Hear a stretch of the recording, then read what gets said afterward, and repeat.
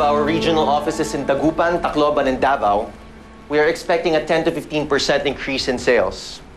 And by the end of the year, Lala will be the leading beauty soap in the market, with 60% of our buyers choosing our product over the competitors. 60%.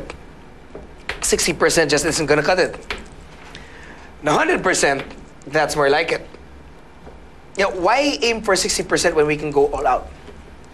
In fact, you know what? I expect that by the end of this year, Lala Beauty products lang ang binibili ng lahat ng Pinoy. How are we going to do that? I may have some ideas. Welcome back, son.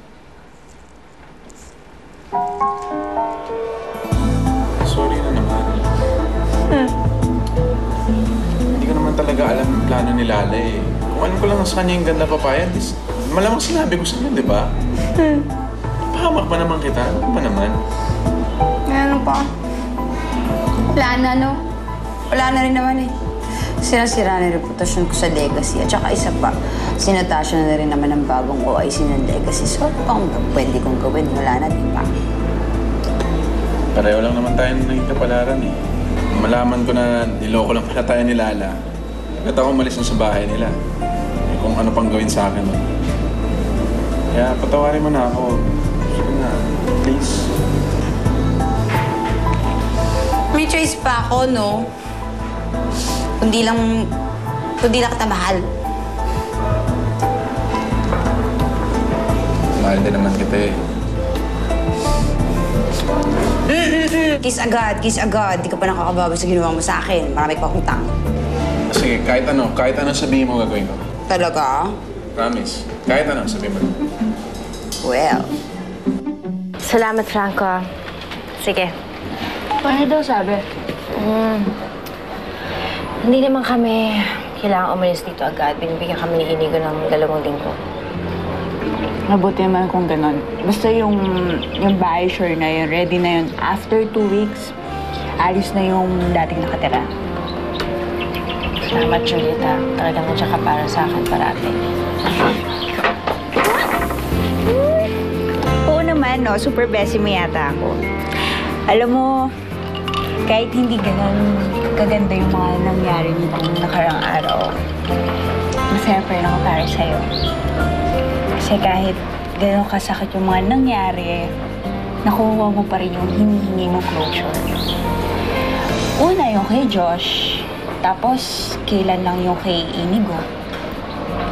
Pero at least, diba, settled na lahat. Hindi pa ako tapos eh. May isa pa ang kailangan gawin. Eh, hayop naman pala talaga yung asawa mo eh. Dapat hindi kanya sinasaktan. Alam mo, dali mo yan dito at sasapakin ko yan lalaking yan. Ay nako, Nay. Umandar na naman yung pagkagabela silang mo eh, no? Totoo naman eh. Dapat hindi mo hinaayang saktan ka ng ibang tao. Kapag hindi ka pumalag, lalo kang sasaktan nila. Lumaban ka. Sensya na po, Nay, ha? Sa inyo ko pa nilalabas ang lahat ng to kasi wala akong malabas na ng sama ng loob. Si Mommy naman, wala namang pakialam yun eh. Alam mo, laging bukas ang pinto namin para sa'yo. Ay, oo nga, wala.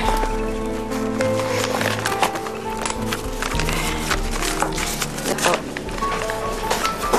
Teka! Ang laki naman ito. Ha? Yan lang? Eh, akala ko ba ikaw na yung presidente ng kumpanya niyo? Eh, bakit hindi mo magawang madagdagan man lang yung bigay mo sa amin? Tumahimik ka, Bebeng, ha? Eh, Dapat nga magpasalamat ka na may natatanggap tayong biyaya. Ay naman kasi, totoo naman kasi. Siya naman nagsabi sa atin na ililipat niya tayo, di ba? Sabi kong tumahimik ka, ha? Doon ka na nga sa loob. So, Nay?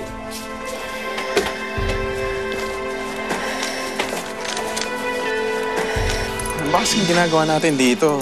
Baho ba? Ang dumi-dumi. Wow! Nakatikim ka na ng aircon tsaka comforter. Akala mo kung sige na, hoy, mahirap ka lang din. Ano nga ang ginagawa natin dito? Paulit-ulit lang, nandun nga yung kotse ni Natasha. Ibig sabihin, nandito siya. Anong ginagawa niya dito?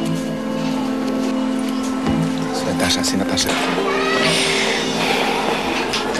Pag Pagpasensyahan mo na si Bebe, ha? Okay lang yun, Nay. Naiintindihan ko naman po.